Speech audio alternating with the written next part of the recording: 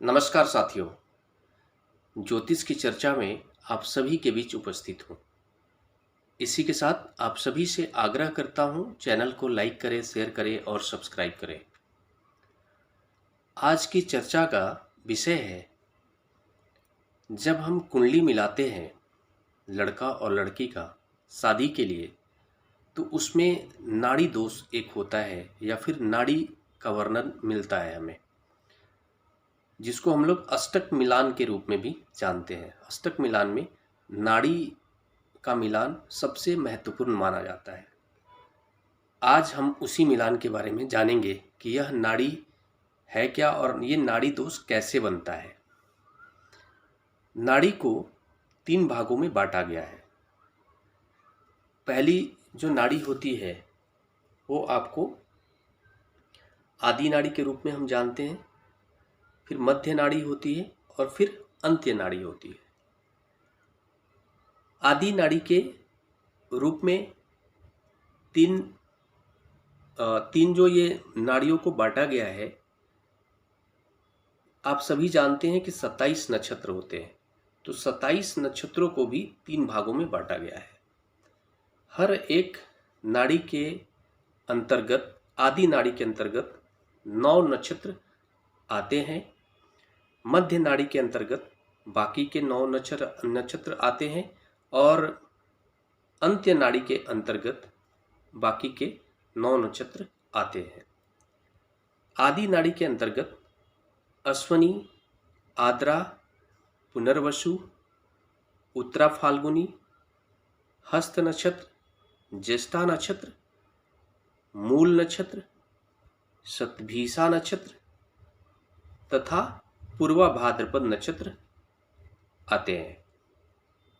वहीं मध्य नाड़ी के अंतर्गत भरणी नक्षत्र, मृगशीरा नक्षत्र, पुष्य नक्षत्र, पूर्वा फाल्गुनी नक्षत्र, चित्रा नक्षत्र, अनुराधा नक्षत्र, पूर्वाषाढ़ा नक्षत्र, धनिष्ठा नक्षत्र तथा उत्तरा भाद्रपद नक्षत्र आते हैं। वहीं अंत्य नाड़ी के अंतर्गत कृत्तिका नक्षत्र, रोहिणी नक्षत्र, अश्लेषा नक्षत्र, मघा नक्षत्र, स्वाति नक्षत्र, विशाखा नक्षत्र, उत्तराषाढ़ा नक्षत्र, श्रवण नक्षत्र तथा रेवती नक्षत्र आते हैं।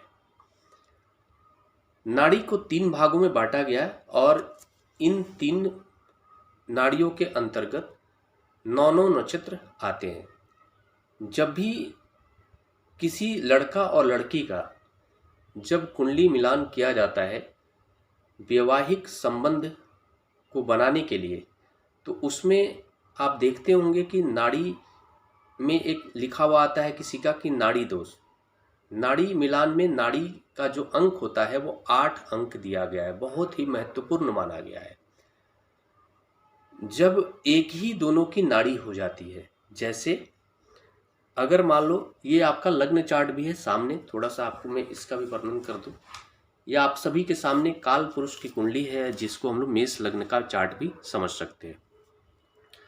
जब दोनों ही लड़का और लड़की का जो नक्षत्र है, जन्म का नक्षत्र, मतलब चंद्रमा में बात कर लूँ, राशि की बात कर लूँ, चंद्रमा दोनों के ही एक ही नाड़ी के शामिल जो नक्षत्र हैं, जैसे आदि नक्षत्र, आदि नाड़ी के अंतर्गत आने वाले जो नक्षत्र हैं, लड़का का सपोज करो चंद्रमा भी अश्विनी नक्षत्र में जाकर बैठा है और लड़की का जो चंद्रमा है वो मान लो ज्येष्ठा नक्षत्र के अंदर जाकर के बैठा हुआ है, उसका जो प्लेसमेंट हुआ है ज्येष्ठा नक्षत्र में हुआ है, तो फिर यह माना जाएगा कि लड़का और लड़की का जो आदि नाड़ी का, दोनों ही आदि नाड़ी के अंतर्गत आगे दोनों के जो चंद्रमा का नक्षत्र है, इसलिए वहां पर दोष लग जाएगा, आदि नाड़ी का दोष लग जाएगा।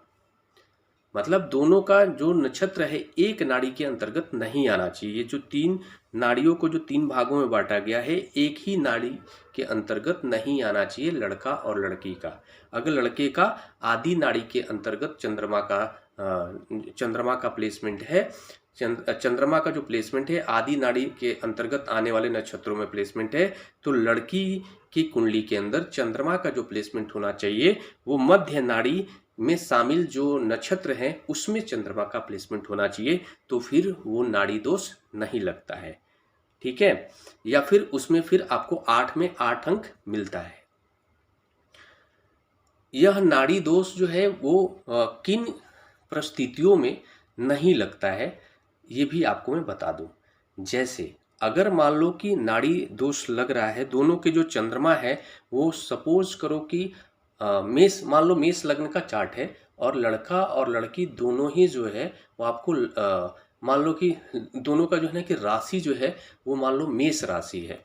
ठीक है, और मेष राशि है और मेष राशि के अंदर जो लड़का का जो चंद्रमा है वो अश्विनी नक्षत्र में बैठा हुआ है और लड़की का जो चंद्रमा है वो भी अश्विनी नक्षत्र में बैठा है, लेकिन अश्विनी नक्षत्र के पहले पद में जो दोनों का जो पद है वो आपका अलग अलग होना चाहिए।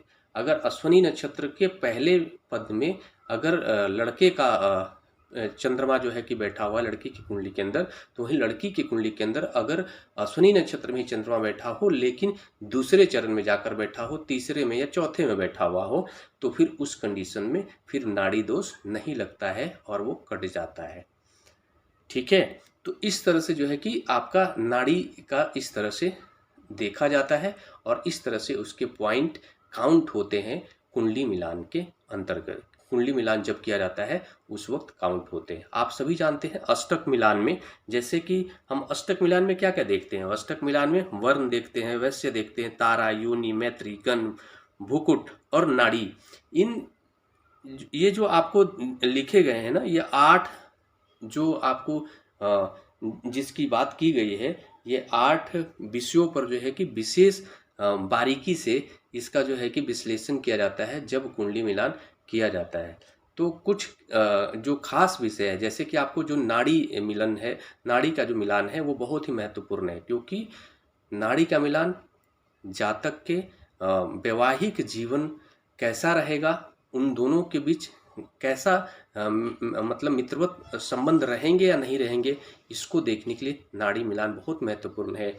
उन दोनों का स्वास्थ्य कैसा रहेगा, इसको देखने के लिए नाड़ी मिलान का बहुत बड़ा इन्वॉल्वमेंट होता है। और जातक के जो संतान होंगे वो स्वस्थ होंगे और मानसिक रूप से बहुत ही विकसित होंगे, इसको भी समझने के लिए या देखने के लिए, या कैसे होंगे संतान, उसमें नाड़ी मिलान का बहुत बड़ा रोल होता है।